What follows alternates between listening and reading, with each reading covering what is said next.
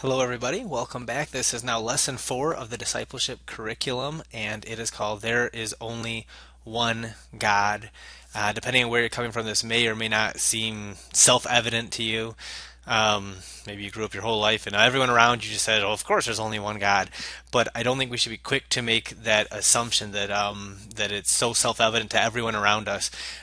You even have people who are claiming to be Christians, like Mormons, who claim to be Christians, who are saying there are multiple gods, many gods, they would say, and that even we can become a god, and so they're not the only ones either who are calling themselves Christians who are saying, "What? There's only one God? No, there's multiple gods." So, I again, I don't know where you're coming from on this topic, but it does need to be addressed because as you'll see, Jesus says this is a very important topic to know very clearly that there is only one God. So let's dive into this here a little bit. Jesus teaches on it. Let's open Mark chapter 12. Here it is. We're in Mark chapter 12. It says the ESV Bible, and in verse 28. Okay, notice, by the way, this is right after some Sadducees, which were Jewish leaders, asked Jesus about the resurrection. They're kind of asking these gotcha questions, and Jesus keeps answering the best answers that they just don't have a good comeback for. And Jesus keeps having the wisdom. So, after all this debate, it says in Mark 12, verse 28. Let's see if you can see that here. And one of the scribes came up, so 12:28, and one of the scribes came up and heard them. He heard the Jewish leaders and Jesus disputing with one another, and seeing that Jesus answered them well, the scribe asked Jesus, "Which commandment is the most important of all?" So he's asking him, right, point blank, what is the most important thing for us? And this is why in this discipleship series we're trying to hit the core concepts. Well, this is why whatever Jesus is about to answer here, we haven't gone to yet, needs to be in our foundation series, right? So because Jesus is going to answer what's the most important commandment of all. Jesus answered, the most important commandment is, "Hear, O Israel, the Lord our God, the Lord is one. And you shall love the Lord your God with all your heart, and with all your soul, and with all your mind, and with all your strength." The second most important commandment is this: you shall love your neighbor as yourself. There is no other commandment greater than these. So he even kind of puts these together. He says the first and the second, they go together in a obvious way, I guess. So what does he say? The most important commandment is, "Hear, O Israel, the Lord our God, the Lord is one." Well, Jesus didn't just come up with that expression right on the spot. That was actually a quotation from something that Moses talks about, which happened 1,500 years before Jesus even entered Earth and had that conversation. This is in Deuteronomy 6, and some people have heard it called the Shema. This was considered foundational, still is today for Jews, foundational teaching of core tenet of who God is. And it starts at Deuteronomy 6, verse 4. "Hear, O Israel, the Lord our God, the Lord is one." It starts there. Just note that. It starts there. This is the most fundamental thing for Judaism, and Jesus picks up in Mark 12. The Lord our God, the Lord is how many? One. Then he goes on from there. "You shall love the Lord your God with all your heart, with all your soul, with all your might." Okay, which is the same thing in essence that Jesus quotes here. "Hear, O Israel, the Lord our God, the Lord is one, and you shall love the Lord your God with all your heart." Okay, so you can see he is clearly quoting from Deuteronomy 6. He says this is the most important commandment. And it starts with God being one. Well, let's go down a little further and look at here. Verse 32. "And the scribe said to Jesus, 'You are right, teacher. You have truly said that God is one.'" So this is what we're talking about. You've truly said that God is one, and there is no other besides him. So the scribe is saying, "Hey, teacher, you were right about saying that. God is one, there's no other beside him. And to love God with all the heart and with all the understanding, with all the strength, to love one's neighbor as oneself is much more than all whole burnt offerings and sacrifices." Okay, so he's essentially repeating back to Jesus what he said. He said, "You're right. God is one. There's no other God." Um, and we need to love him. It's not all about these external things we do, but we need to love him with our heart, with our whole being, right? Um, and then verse 34. And when Jesus saw that this man answered wisely, he said to him, "You are not far from the kingdom of God." All right. We'll stop there. Notice Jesus saw that this man answered wisely. That's Jesus saying, that's the Bible saying that Jesus is affirming the man's answer. It's a right answer. It's a good answer, what the man said. And what the man said is, God is one and there is no other beside him. That is a good answer. That is a wise answer to Jesus, which began with what Jesus said up here, which is a quotation from Deuteronomy 6. Hear, O Lord, the Lord is one, which is foundational, as we saw in Deuteronomy 6, to basic Christianity, and even before that, basic Judaism, is saying the Lord is one. There is only one God. And that, to Jesus, is the greatest commandment of all. That's the beginning of the greatest commandment of all, is that there's only one God. So not only is it clear, it's repeated. Deuteronomy 6 says it, and Jesus says it, and then the man answers back. Just to clarify, just in case you're wondering, what does it mean that God is one? The man says himself, God is one and there is no other besides him. That's what it means. And Jesus says, yes, that's exactly what it means. You're wise in what you're saying. This is right. So we see clearly that there is only one God. This is clearly affirmed here. And that according to Jesus, this is part of the greatest commandment. This is part of the most foundational thing we should know about who God is and how to serve him, is that there's only one God. Okay, so let's go back to our outline here. So Jesus said, is it there? I'm not going to go through all these verses, but in John 17, verse 3, same thing. Jesus is talking to God, and he says, he talks about God being one. Okay. So we see that Jesus, and really that's all we need to say. We don't need to even talk about these others down here. We will, but Jesus is our cornerstone. He's our foundation. He is God, as we'll look at in next series, or next teaching. He is part of this one God. Jesus is God. And so we follow him, though. If we're claiming to be a Christian at all, he's the Messiah. He's the one we follow. So anything he says about God, we must agree with. We must follow. Who's right, Jesus or us? I would not want to be in the position to say that I'm right and Jesus is wrong, okay? Because it's not true. Jesus is always right. So Jesus says there's only one God, and that's sufficient for our purposes. But just to show that this wasn't like this one exchange and there was a little bit of question. No, not at all. The early church, we have James, who is an early church leader and the brother of Jesus, and Paul, who is also an early church leader. These are two of the primary voices in the church, the people who congregated after Jesus died, resurrected, went up to the Father, and then they are now worshiping Jesus and celebrating just as we do today. These are the two of the big kahuna leaders in the church, James and Paul. And I want you to see what they say about this issue. All right, so let's open James now. We're going to look at James chapter 2. I'm kind of starting in the middle of it here, and some of you know this maybe quite well. It talks about faith without works is dead. So let's start with verse 14 of James chapter 2. What good is it, my brothers, if someone says he has faith but does not have works?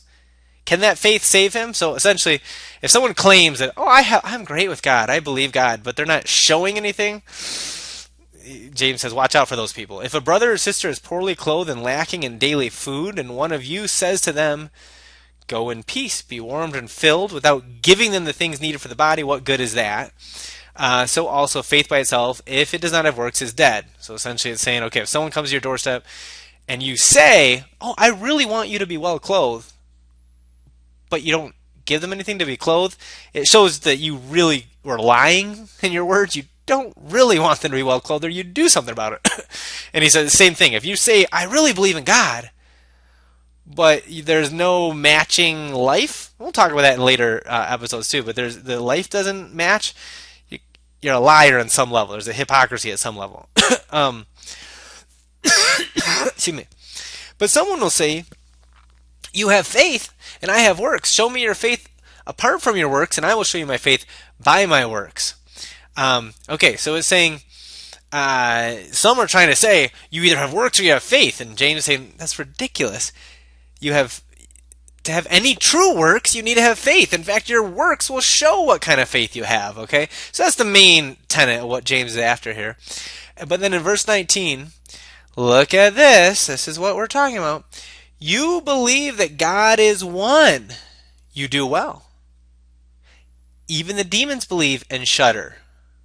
Do you want to be shown, you foolish person, that faith apart from works is useless? Okay, I'm going to stop it there. It's kind of in the middle of his argument here, but for our purposes, 19 and 20 is the main point.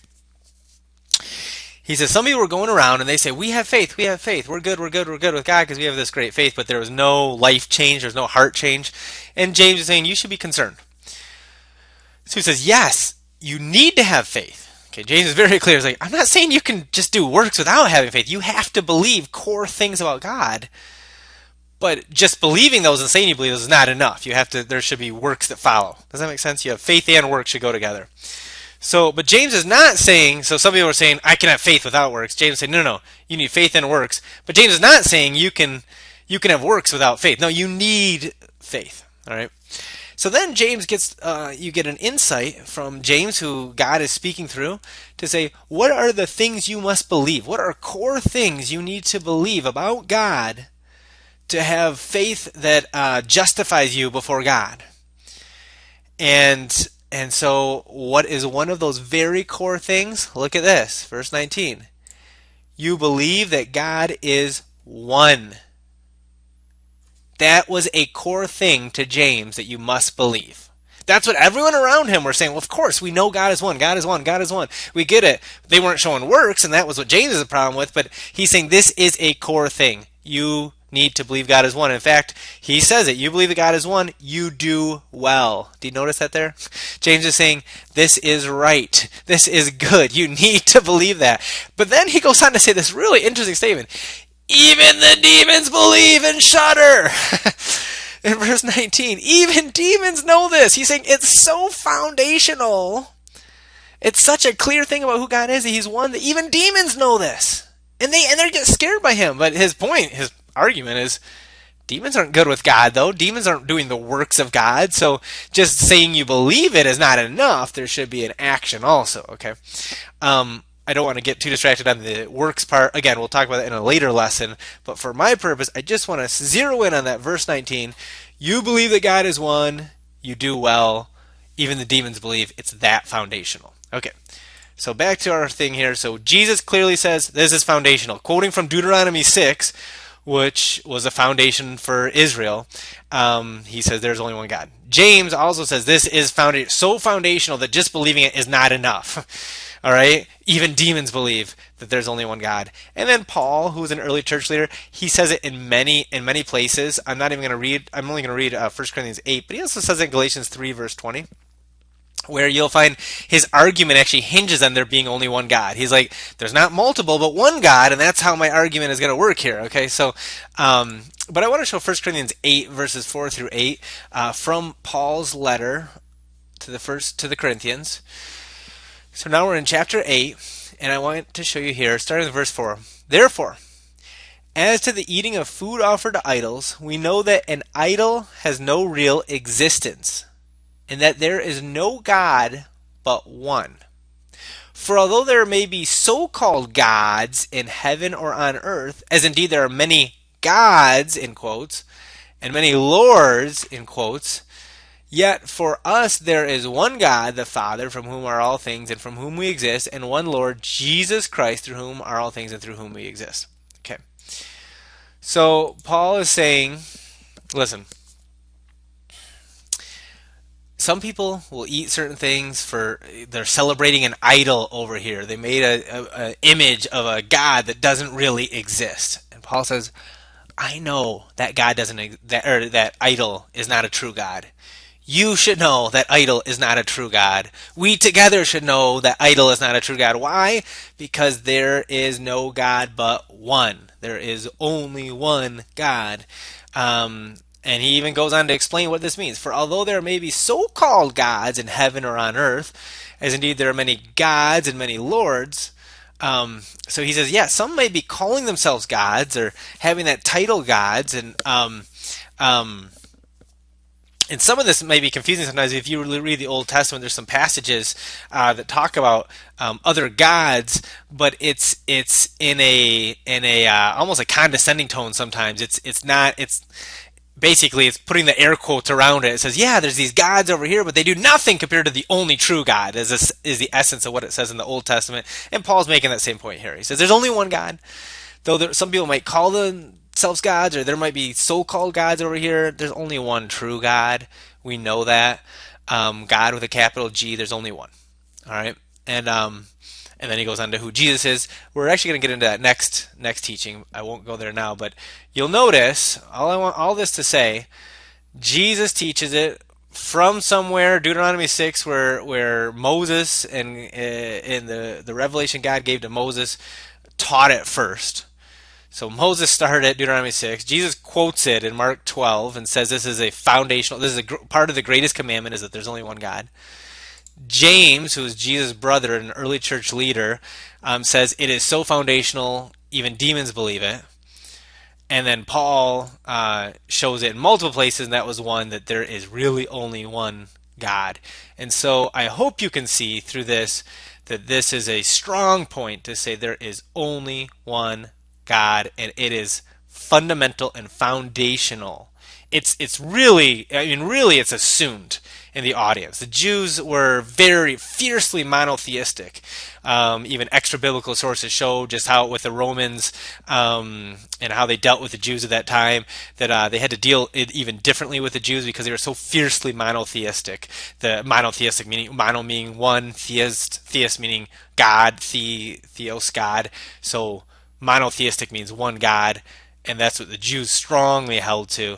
And it was just so clearly, and of course the church came out of Judaism, and so the New Testament, the church was, a lot of them were Jews who converted to Christianity, and they're fiercely monotheistic. And so so in one sense you don't have like chapter after chapter explaining it, but it's because it's so assumed, it's so basic. I hope you guys see that even from James. He said even demons know this truth. And so it's concerning when some people come and try to teach otherwise, because the Bible is so I would say so adamant on this point that there's only one God and it's a foundational doctrine. So all that to say, the obey section is pretty straightforward. I want you to read all of the passages above. Not just the highlighted portion, but also the non-highlighted portion. And again, maybe you're saying, I already know there's only one God. I think we need this deep in us whether we're talking to Mormons who claim that they are truly Christian, yet there's more than one God, or whether you're talking to others who question this point. I think we need to be fully immersed in all of these scriptures on it, and there's many more, but these for now. Read those, and then also the best way to learn and pass this truth on is train someone in the yellow highlighted passages. So train someone in those texts that I just showed you that all point to the same thing, that there is only one God. So that's it. Thank you.